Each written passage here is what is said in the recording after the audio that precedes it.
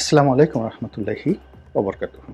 সম্মানিত দর্শক, বিএনপির ভারপ্রাপ্ত চেয়ারম্যান জনাব তারেক রহমান তিনি এখন বাংলাদেশে নেই। এখন রাজনীতিতে তার যারা প্রতিদ্বন্দ্বী কিংবা তার দলের যারা শুভানুধ্যায়ী তাদের প্রায় সকলেরই আবেগ, কেন তিনি আসছেন না। অন্যদিকে সেই গত প্রায় ২০ বছরের ক্ষমতাচ্যুতি, অর্থাৎ ২০০৬ সনে ক্ষমতা হারানো, তারপর ১/১১-র সেই বিভীষিকাময় সময় এবং তারপরে আওয়ামী লীগের জমানা টানা ১৫ বছর। এই সময়টিতে বিএনপি আসলে বেশ কয়েকবার সামনে গিয়েছে, পেছনে গিয়েছে, ভাঙার চেষ্টা হয়েছে, গড়ার চেষ্টা হয়েছে, গ্রুপিং হয়েছে এবং এগুলোর মধ্যে সরকারের যে গোয়েন্দা সংস্থা আছে তারা নতুন বিএনপি, তৃণমূল বিএনপি, আরও অসংখ্য নামে বেনামে এই দলটিকে ভাঙার চেষ্টা করেছে। দলের যারা দুর্নীতিবাজ শ্রেণী, বিশেষ করে আর্থিক দুর্নীতিতে যারা হাত পাকিয়েছে, তাদের একটা বিরাট অংশ কেউ কেউ হাওয়া ভবন সংশ্লিষ্ট ছিল, যাদের কোনো রাজনৈতিক যোগ্যতা, অভিজ্ঞতা বা দলের সাথে সংস্রব ছিল না, কিন্তু যে কোনো কারণে হোক জনাব তারেক রহমান সাহেবের সঙ্গে তাদের একটা নিদারুণ সখ্যতা ছিল। এই মানুষগুলো শত শত কোটি, কেউ কেউ হাজার কোটি টাকা লোপাট করেছিল, অনেকে কারাবরণ করেছে, অনেকে পালিয়ে গেছে, অনেকে দেশের মধ্যে একবার জেলখানায় গিয়েছে আবার বের হয়েছে। তো এই হাওয়া ভবন সংশ্লিষ্ট যারা লোকজন রয়েছে তাদের সঙ্গে সরকারের একটা গোপন যোগাযোগ ছিল এবং এই লোকগুলো কার্যত মোনাফিক হিসেবে বা ডবল এজেন্ট হিসেবে সরকারের ক্ষতি করেছে, অর্থাৎ আওয়ামী লীগের ক্ষতি করেছে আর বিএনপির চরম ক্ষতি করেছে। তো বিএনপির মধ্যে এই যে দুর্নীতিবাজ ধনাঢ্য শ্রেণী, তো এদের আবার বেশ কয়েকটি গ্রুপ। আগেই বলেছি যে হাওয়া ভবন কেন্দ্রিক একটা গ্রুপ ছিল যাদের রাজনীতি করার কোনো অভিজ্ঞতা ছিল না। দ্বিতীয় আরেকটা গ্রুপ ছিল যাদের রাজনীতি করার অভিজ্ঞতা ছিল কিন্তু দুর্নীতি করেছে, হাওয়া ভবন সংশ্লিষ্ট কিন্তু প্রথম সারির রাজনীতিবিদ নন। আরেকটি গ্রুপ যেটি হলো বেগম খালেদা জিয়ার খুবই ঘনিষ্ঠ এবং তাদের লড়াই এবং সংগ্রামে একটা বিরাট, যাকে বলা হয়, ভূমিকা ছিল বিভিন্ন সময়টিতে, কিন্তু লেখাপড়া ওইরকম না। কিন্তু তারা যখন রাষ্ট্রীয় ক্ষমতায় এসেছে তখন 10 হাতে দুর্নীতি করেছে। এই গ্রুপটিও মোরাললেস সরকারের একটা বি টিম হিসেবে বিএনপির 12টা বাজানোর চেষ্টা করেছে। এখন এই লোকগুলো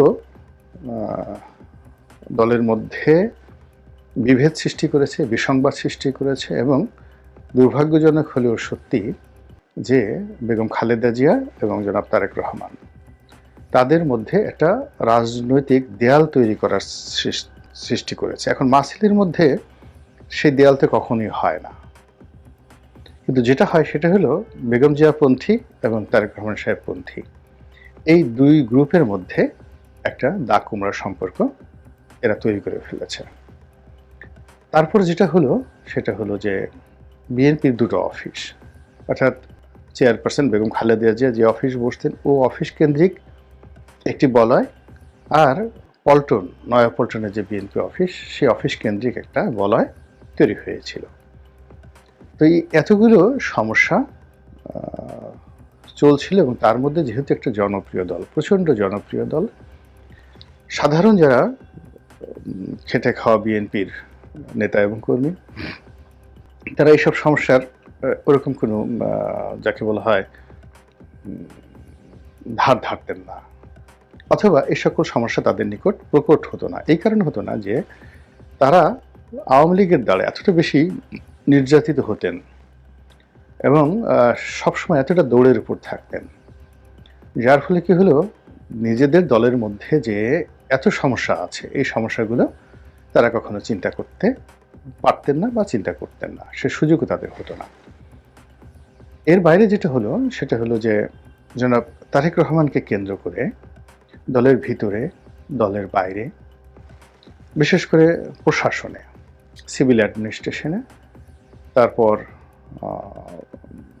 পুলিশে এবং সর্বোপরি সামরিক বাহিনীতে সেখানে একটা ধ্যান ধারণা তৈরি হয়েছে এবং এটা ইন্টেলেকচুয়ালি এমনভাবে প্রচার করা হয়েছে এবং এখনো হচ্ছে, যেটি জনাব তারেক রহমান সাহেব কতটা আন্দাজ করতে পেরেছেন আমি বলতে পারবো না, কিন্তু অনেক বিএনপিপন্থী বুদ্ধিজীবী বারবার শুধু সেই দৃশ্য সামনে নিয়ে আসছেন এই সময়টিতে, যখন বলা হচ্ছে যে তাকে 11-এর সময় ভীষণ রকম নির্যাতন করা হয়েছে।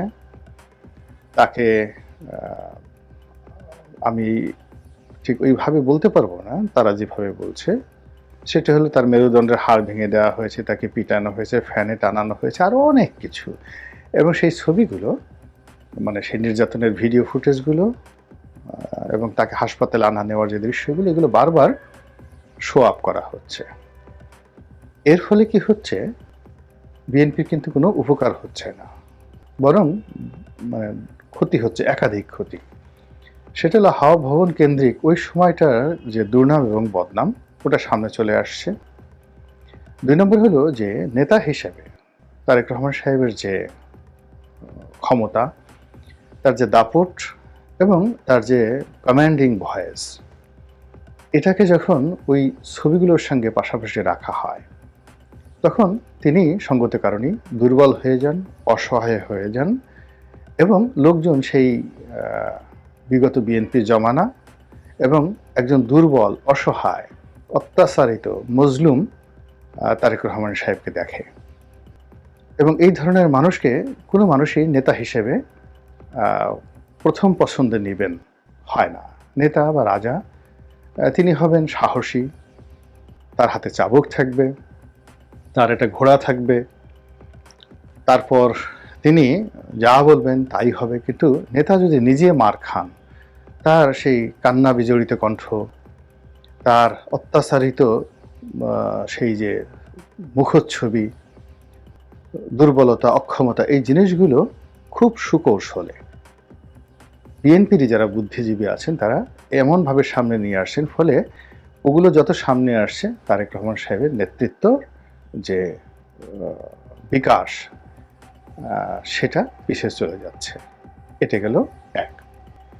2 নম্বর হলো যে ওই সময় তো এই নির্যাতনগুলো করেছে সামরিক বাহিনীর লোক করুক, এনএসআইয়ের লোক করুক কিংবা পুলিশের লোক করুক, তারা করেছে। এবং পুরো আমাদের আমলাতন্ত্র না একটা, যাকে বলা হয়, এমন একটা চেইন, রাজনীতিবিদদের মধ্যে ঐক্য নেই, ব্যবসায়ীদের মধ্যে ঐক্য নেই, কিন্তু আমলাদের মধ্যে একটা ঐক্য আছে। আপনি যে কোনো একটা পুলিশের কনস্টেবল বা সেনাবাহিনীর, নৌবাহিনীর, বিমান বাহিনীর একজন একেবারে সিপাহী যিনি আছেন, তাকে অপমান করেন, ওটা বাজে কথা বলেন, একেবারে সেনা প্রধান, নৌবাহিনীর প্রধান, বিমান বাহিনীর প্রধান, ওটা কিয়ামত পর্যন্ত বংশ পরম্পরা, অর্থাৎ একজন যাবেন আর একজন আসবেন, আর একজন যাবেন আর একজন আসবেন, ওটাকে তাদের উপর আঘাত এবং তাদের পোশাকের উপর আঘাত, অস্ত্রের উপর আঘাত হিসেবে তারা সেটা ট্রিট করে এবং ওভাবেই কিন্তু তারা কাউকে বন্ধু হিসেবে মনে করে এবং কাউকে শত্রু হিসেবে মনে করে। তো কাজেই হাওয়া ভবন কেন্দ্রিক বিএনপির যে সকল দুর্নাম এবং বদনাম ছড়িয়ে পড়েছিল সামরিক বাহিনীর মধ্যে, সেটি হলো ওই ভবনে গিয়ে অনেকে পর্যাপ্ত সম্মান পাননি। সত্য মিথ্যা পরের ব্যাপার, কিন্তু বাস্তবতা হলো যে এই জিনিসটা ব্যাপকভাবে আলোচিত হচ্ছে সিভিল অ্যাডমিনিস্ট্রেশনে, পুলিশ অ্যাডমিনিস্ট্রেশন এবং সামরিক বাহিনীতে। 2 নম্বর হলো যে অনেক অপ্রীতিকর ঘটনা ঘটেছে যেগুলো মুখে মুখে এখন ফিরছে, সেটা ফাইন্যান্সিয়াল সেক্টরে, বিহেভিয়ারের ক্ষেত্রে, ব্যবসা বাণিজ্যের ক্ষেত্রে, আরও অনেক ক্ষেত্রে সেগুলোও কিন্তু মুখে মুখে এই মুহূর্তে ফিরছে। এবং সবচেয়ে বড় ব্যাপার হলো যে যাদের বিরুদ্ধে অভিযোগ, তাদের একটা বিরাট অংশ এখন আবার সেই মাঠে ঘাটে এসে নিজেদেরকে প্রতিষ্ঠিত করে ফেলেছে। এবং অবাক করার ব্যাপার হলো এদের কারোর সঙ্গেই জনাব তারেক রহমান সাহেবের এখন আর আগের মতো সম্পর্ক নেই, অনেকের সাথে ডাকুমার সম্পর্ক হয়ে গেছে, কিন্তু তারা ঠিকই মানুষের মন এবং মননে বিএনপির প্রতিনিধি হিসেবে, তারেক রহমানের প্রতিনিধি হিসেবে এখন পর্যন্ত নেতাকর্মীদের কাছে জাস্ট তারা সমাদৃত।